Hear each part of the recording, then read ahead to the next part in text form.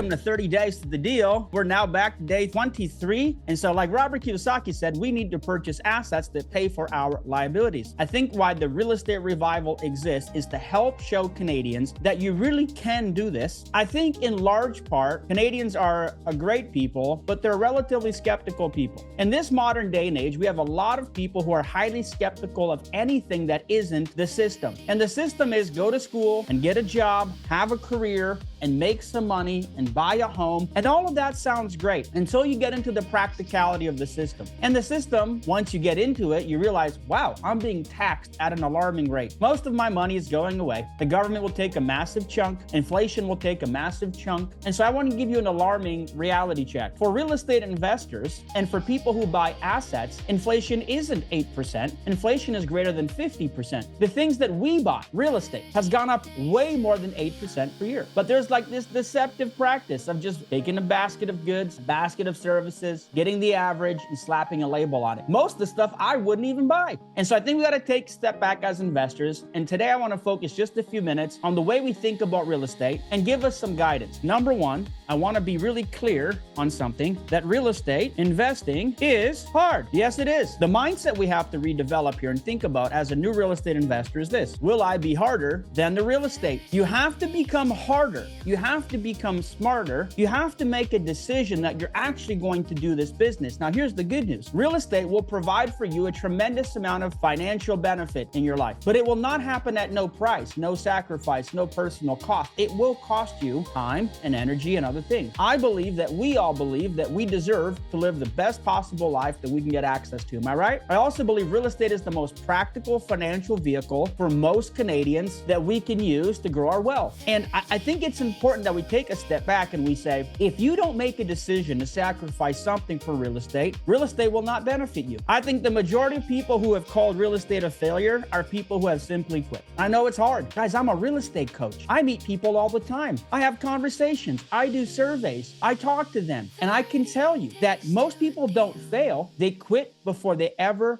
really started. And they quit for a myriad of reasons. Let's go through a couple of the reasons. Number one, they have what's called false expectations. Here's the false expectation. They come to real estate and they romanticize the business of real estate. I should say they romanticize business. They romanticize the numbers. It becomes this like, if it doesn't meet my narrative, it somehow isn't valuable. And here's the reality check for us. Real estate is based on data and numbers, which is data, and real estate is not based on feelings. In my hard reality check today, if you say, well, I don't feel like I'm winning, it doesn't matter. So this is the hard check here. It doesn't matter how you feel. Real estate doesn't care how you feel. It really doesn't. Real estate's not your friend. Real estate is a business based on math. If you interject a whole bunch of feelings into something that should be a whole bunch of facts, that is a sure guaranteed way to quit, because you're trying to feel something and win at the same time. And here's what I would tell you. Winning is so important with real estate. I would argue with to make a decision to abandon your feelings and just focus on the facts of real estate. The fact is this: most people who decide to do real estate have decided to get started but not decided to finish the race. The way we think about business and investing and real estate is this: it doesn't matter if you start if you don't finish. If your goal is to say, I'm going to buy 10 properties and I refuse to quit until I buy 10 properties, guess what? You'll have a pretty strong outcome. If you start a real estate and say,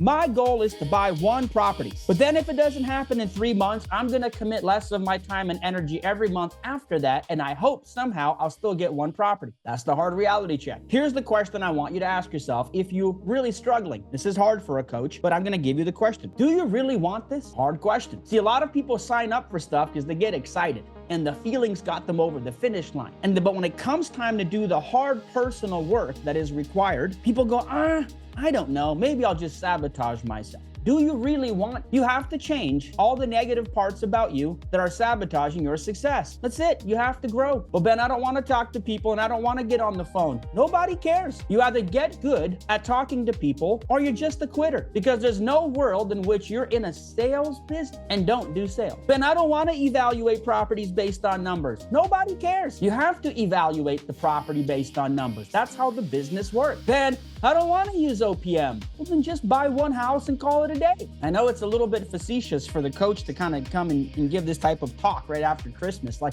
I thought you were supposed to be jolly. I'm not jolly. I'm trying to get things done. Here's the reality of the real expectation. This business is hard, and it will be harder than your lazy brain wants it to be. If you overcome the lazy side of you and the side that keeps telling you you're not good enough and all these stories that you've built up over the years and let others people speak negativity into your life, if you just get over it and do the daily, consistent, fundamental work that's required, eventually you'll suck less until you don't suck at all, and then you'll just be good. You have to stick with it long enough to be good enough. You don't have to be great at real estate to be a millionaire, because there's a lot of people who are real estate millionaires and they're not great at real estate. They just don't suck at it. I like real estate because it's accessible to everybody. And you don't have to be a genius to win in real estate. You have to be more consistent than the person next to you. So let's go through this. What's really required of you? You have to ask yourself, what are the key drivers of outcome? For most people who are looking for more deals, when like, I need more deals, more deals, more deals, more deals, you have a quality problem. We can all get leads, but if we are dialoguing with our prospective counterparty at a level 4 out of 10,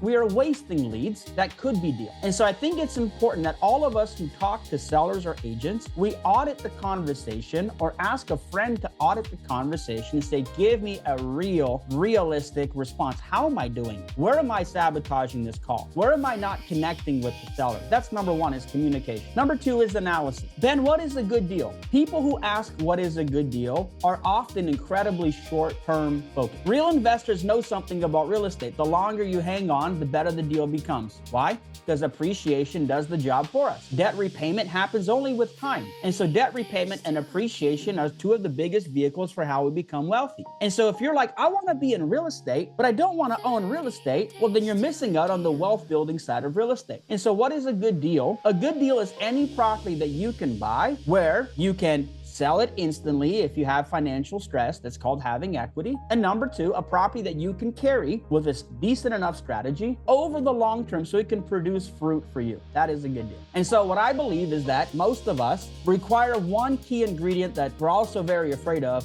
which is high grade public accountability. I think public accountability, it's the thing that those who are willing to endure it will be better for it. And so we are going to be working on more and more public accountable programming. Here, we're all going to be at the front of the room because all of you are the main character of your story, and all of you deserve the stage to your own story.